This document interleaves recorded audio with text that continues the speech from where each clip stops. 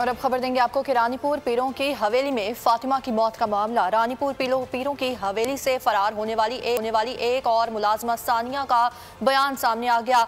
हवेली की मुलाजमा सानिया ने अपने वीडियो बयान में कहा कि मासूम फातिमा पर पीरनी हिना शाह आए रोज तशद्दुद करती थी। 3 दिन से हिना शाह ने खाना भी नहीं दिया था, बच्ची को पानी पीने तक नहीं दिया गया।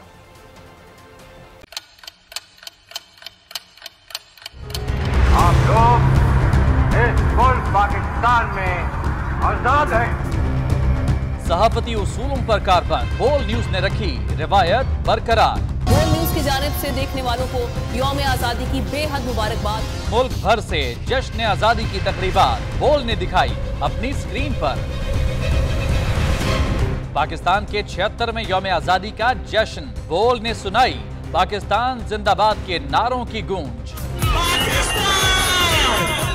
बोल की सबसे बड़ी ट्रांसमिशन में पाकिस्तान का नाम रोशन करने वालों ने दिए कौम को पैगामात। बेपनाह मुश्किलात का सामना करके इस मुल्क को हासिल किया। आज़ाद कौमों को बहुत सी कुर्बानियाँ देनी पड़ती हैं। 76 वारियों में आज़ादी का दिन जोश खरोश के साथ मनाया, क्योंकि जिंदाबाद पाकिस्तान ये है बोल की पहचान।